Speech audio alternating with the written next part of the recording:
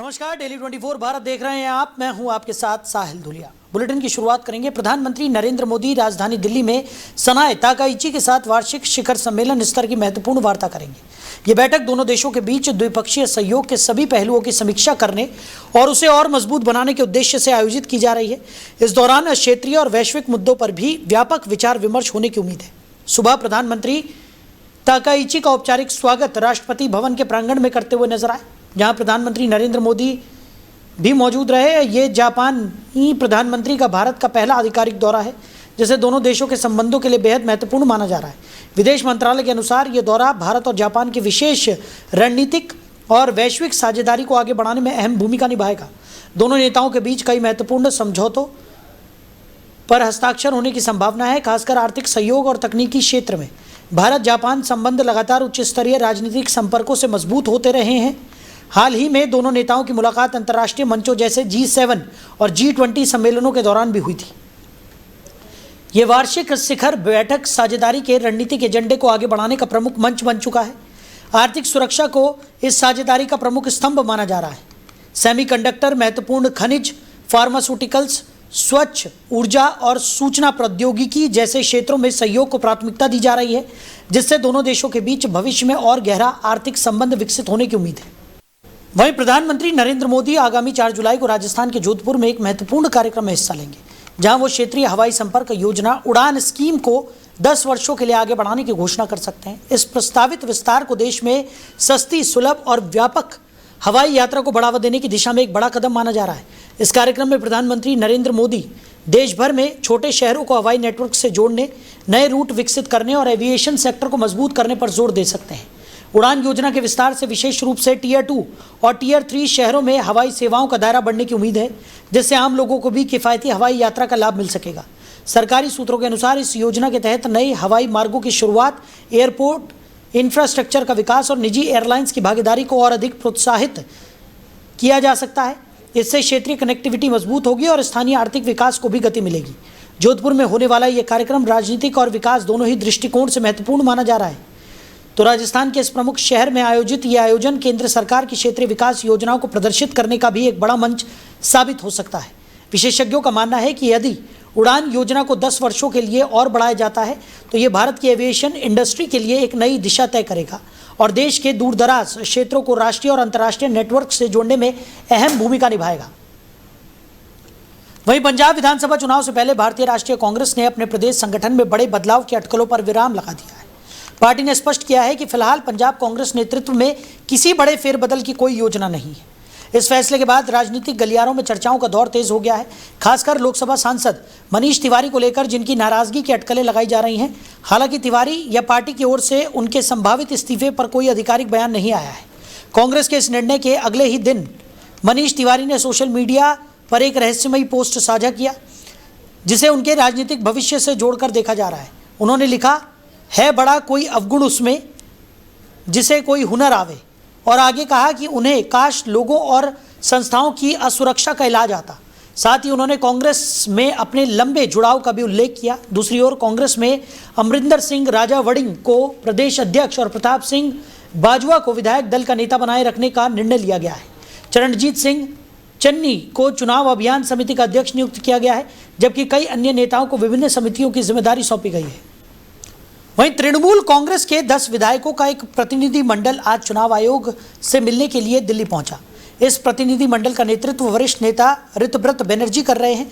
सूत्रों के अनुसार ये मुलाकात चुनावी प्रक्रिया और संगठन से जुड़े कुछ अहम मुद्दों को लेकर की गई है। हालांकि पार्टी की ओर से इस बैठक के एजेंडे पर कोई आधिकारिक बयान सामने नहीं आया है।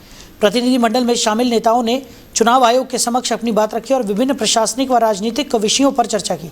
इस मुलाकात को राजनीतिक रूप से महत्वपूर्ण माना जा रहा है, क्योंकि चुनाव आयोग के साथ किसी भी बड़े दल की सामूहिक बैठक अक्सर चुनावी व्यवस्था या शिकायतों से जुड़ी होती है।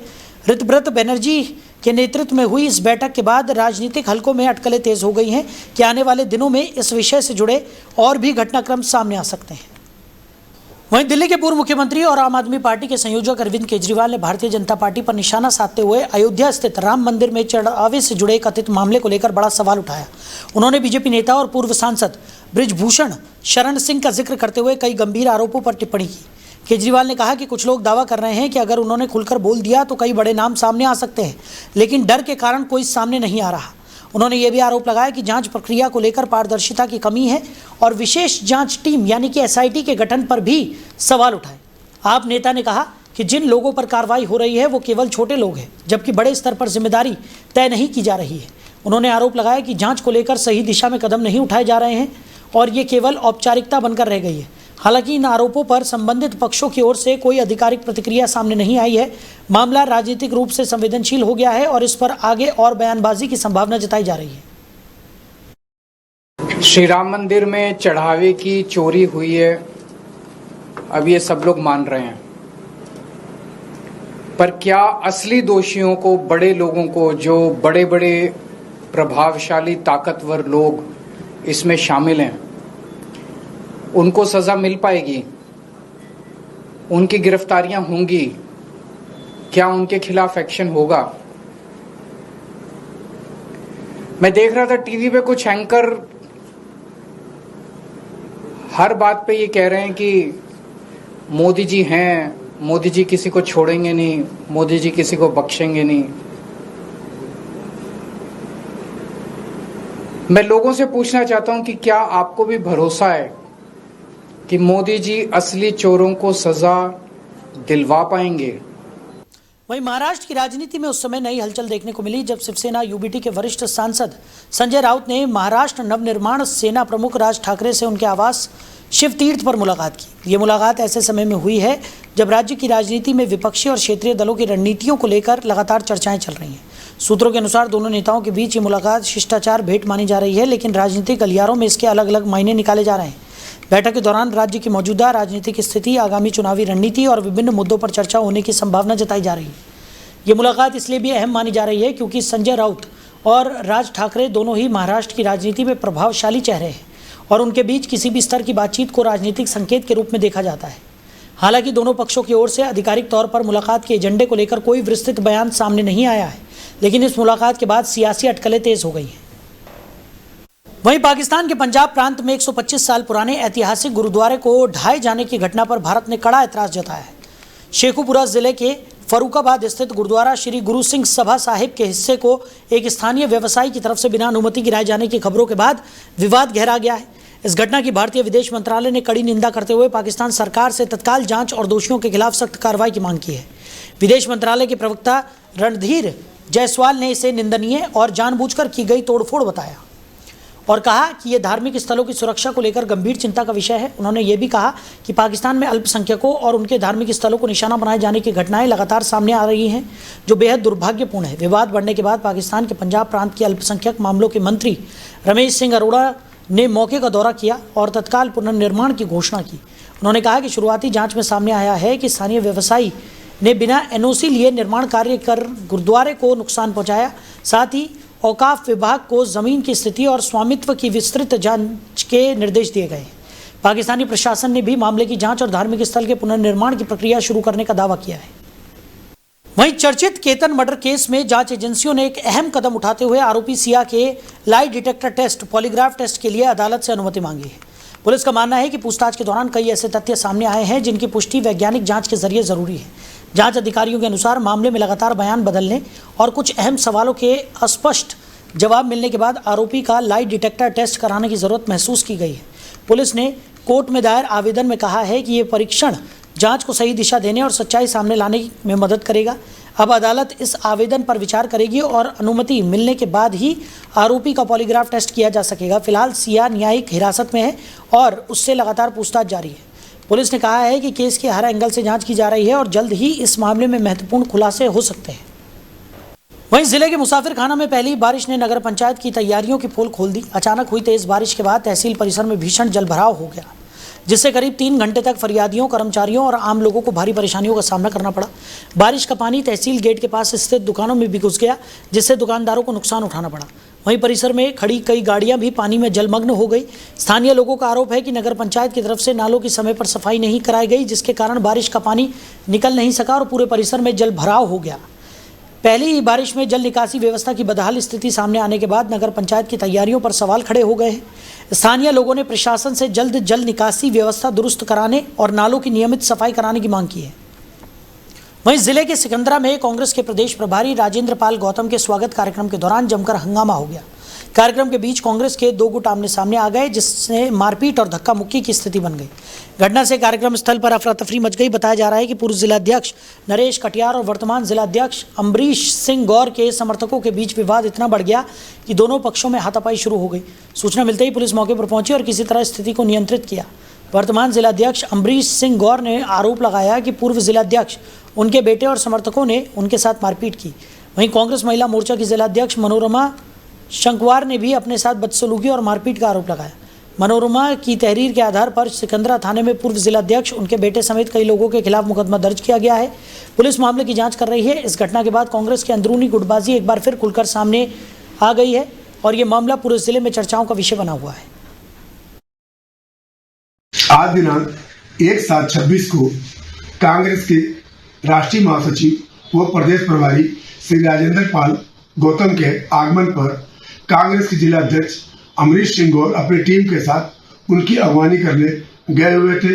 वो उनके खाने की व्यवस्था पूर्व जिला अध्यक्ष नरेश कटियार द्वारा किया गया था।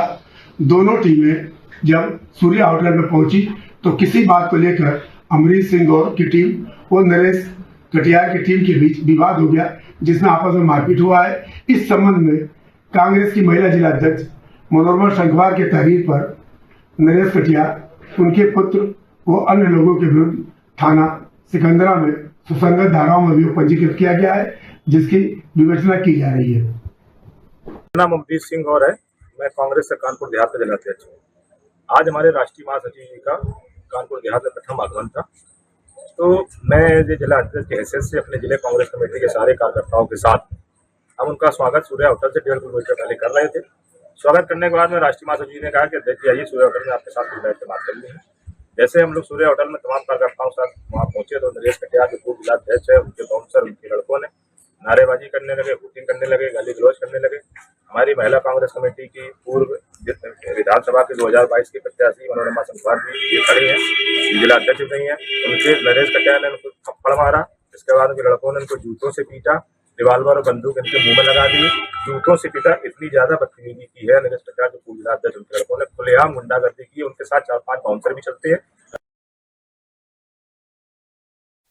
वहीं स्वालेपुर गांव में फलदार आम के पेड़ों के अवैध कटान की सूचना पर वन विभाग ने देर रात बड़ी कार्रवाई करते हुए 2 ट्रैक्टर, बुरादे से लदी 1 ट्रॉली और लकड़ी काटने में इस्तेमाल होने वाले कटर समेत अन्य उपकरण जब्त कर लिए। कार्रवाई के दौरान मौके पर मौजूद लोग अंधेरे का फायदा उठाकर फरार हो गए। वन क्षेत्राधिकारी आलोक शर्मा के नेतृत्व में पहुंची टीम ने छापेमारी के दौरान बाग में बड़ी संख्या में कटे हुए आम के पेड़ पाए, जिससे अवैध कटान की पुष्टि हुई। टीम ने मौके से बरामद वाहनों और उपकरणों को वन चौकी ले जाकर सीज कर दिया। वन विभाग के अनुसार नियमानुसार कटी हुई लकड़ी बाग स्वामी की सुपुर्दगी में दे दी गई है, जबकि जब्त किए गए वाहन और उपकरणों के खिलाफ नियमानुसार कार्रवाई की जा रही है। मामले की रिपोर्ट तैयार कर संबंधित कानूनी प्रावधानों के तहत कार्रवाई अमल में लाई जाएगी। वन क्षेत्राधिकारी आलोक शर्मा ने कहा है कि अवैध लकड़ी कटान को लेकर विभाग पूरी तरह सतर्क है और ऐसे मामलों पर लगातार निगरानी रखी जा रही है। उन्होंने चेतावनी दी कि वन संपदा को नुकसान पहुंचाने वालों के खिलाफ भविष्य में भी सख्त कार्रवाई जारी रहेगी। वन विभाग की इस कार्रवाई के बाद क्षेत्र में अवैध कटान करने वालों में हड़कंप का माहौल है। 25 जून को सूचना प्राप्त हुई थी कि जगदीप सिंह बरार के बाग में प्रतिबंधित प्रजाति आम के पेड़ काटे जा रहे हैं। तत्काल जो है स्टाफ भेजकर वहां पर जांच कराई गई। जांच में वहां पर जो भी प्रकाश प्राप्त हुआ वो जगदीप सिंह बरार की सुपुर्दगी में दे दिया गया और मौके पर ही लकड़ी काटते हुए और उसकी कटी हुई लकड़ी ट्रैक्टर में लोड करते हुए, ट्रैक्टर ट्रॉली में लोड करते हुए पाया गया। उसको वन विभाग की अभिरक्षा में ले लिया गया। वन विभाग की अभिरक्षा में लेकर 2 ट्रैक्टर, 1 ट्रॉली और 1 कटर मशीन को रेंज कार्यालय में लाकर खड़ा किया गया है और इसको सीज कर माननीय न्यायालय को सूचना भेजी गई है। सर, जुर्माने की कार्रवाई भी होगी इसमें? जुर्माने के लिए अभी उच्च स्तर से बात चल रही है और जो अभियुक्त हैं उनके प्रतिनिधि आकर यहाँ पर बात कर रहे हैं और जैसे ही वहीं शहर के वार्ड नंबर 12 स्थित मोहल्ला महाराजगंज में बुनियादी सुविधाओं की बदहाली से स्थानीय लोग परेशान हैं।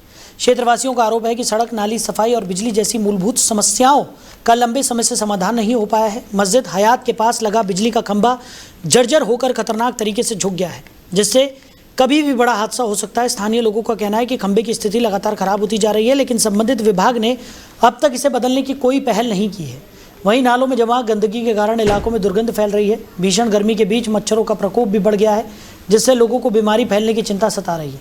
क्षेत्र की सड़कें भी गड्ढों में तब्दील हो चुकी है, जिससे राहगीरों और वाहन चालकों को रोजाना दिक्कतों का सामना करना पड़ रहा है। कई जगह नालियों के ढक्कन खुले पड़े हैं, जो सड़क से सटे होने के कारण दुर्घटना का खतरा बढ़ा रहे हैं। स्थानीय लोगों का कहना है कि थोड़ी सी लापरवाही भी किसी बड़े हादसे का कारण बन सकती है।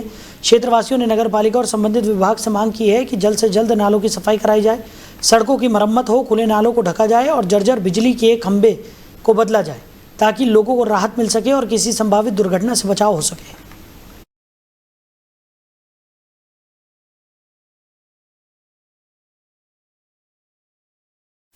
वहीं शहर में आधुनिक स्वास्थ्य सेवाओं के विस्तार की दिशा में एक महत्वपूर्ण कदम उठाते हुए हेल्थ केयर हॉस्पिटल का भव्य शुभारंभ किया गया। महिला अस्पताल के सामने जायका रेस्टोरेंट के बगल में स्थित इस अस्पताल का उद्घाटन डॉक्टर मोहम्मद मेहताब अंसारी की माताजी एवं उनके बड़े भाई ने फीता काटकर किया। उद्घाटन समारोह में बड़ी संख्या में गणमान्य नागरिक, चिकित्सक, समाजसेवी और शुभचिंतक उपस्थित रहे।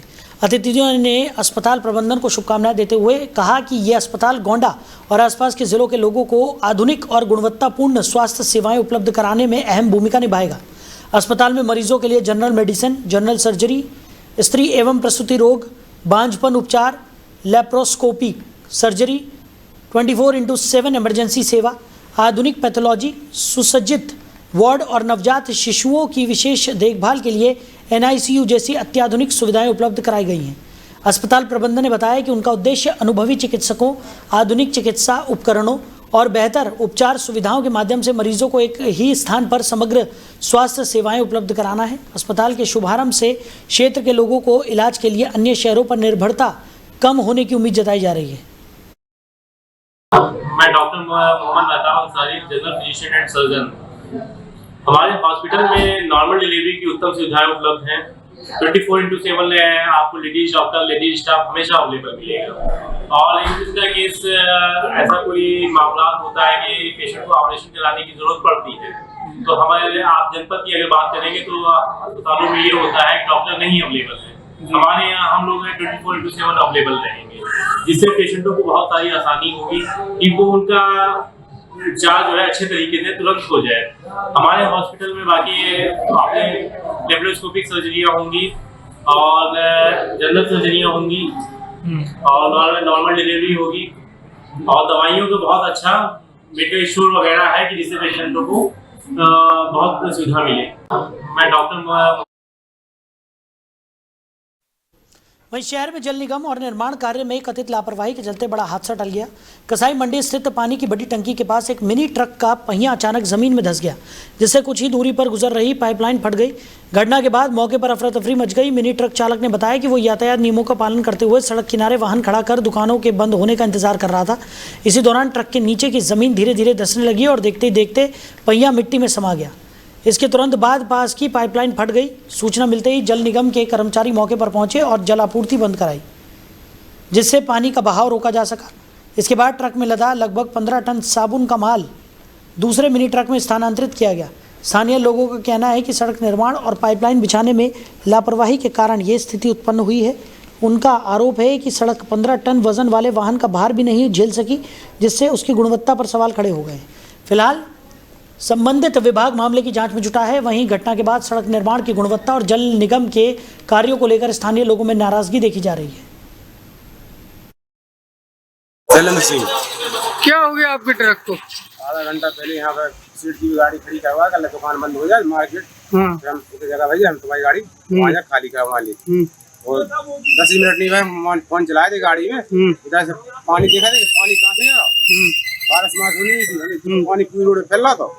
जब तक जमीन में पास अंदर नहीं गया तब तक पूरी फैल गया पानी, सो फैल गया जल्द लीक होगा पानी, जैसे अंदर आओ पानी हमने जो नहीं समझी कि पानी से का होता है जमीन तो पाइपलाइन लीक होती है तो गाड़ी में बैठी हमने उठे गाड़ी में से हमने गया गाड़ी में बैटरी बैग गेट आओ गाड़ी चिगी नहीं है गाड़ी पूरी बैठ गई गाड़ी हमारी गाड़ी बैठ के रह गई। कौन सी विभाग की पाइपलाइन डरी है? जल निगम की। तो क्या मानते हो, क्या कहना चाहते हो? जल विभाग की कमी है हैं? जल निगम मान की कमी है। अच्छा, हाँ तो पाइपलाइन डरी थी उसी से हो गया जी? हाँ उसी से हो गया। क्या भरे हो इसमें? सावन भरे हैं। सावन भरे। हाँ वजन भी नहीं है 15 क्विंटल वजन है, ज्यादा भी नहीं है। तो इधर क्यों रुक गए थे?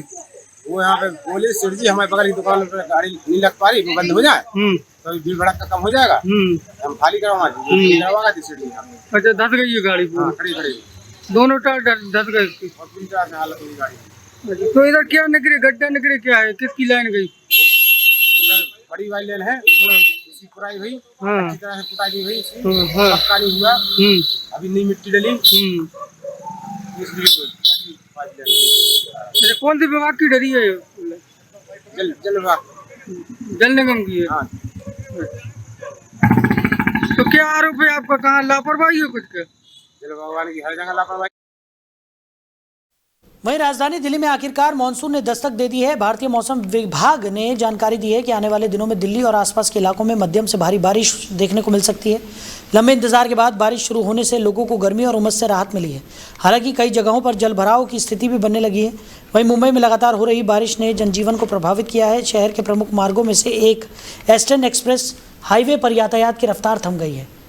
कुर्ला और सायन इलाकों में भारी ट्रैफिक जाम की स्थिति बनी हुई है, जिससे यात्रियों को काफ़ी परेशानियों का सामना करना पड़ रहा है। लोकल ट्रेन और सड़क यातायात पर भी बारिश का असर देखा जा रहा है।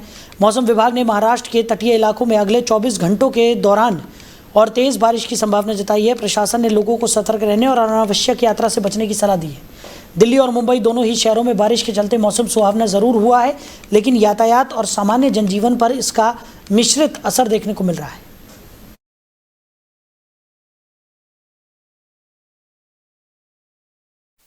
तो फिलहाल इस बुलेटिन में मेरे साथ इतना ही। आप बने रहिए। नमस्कार।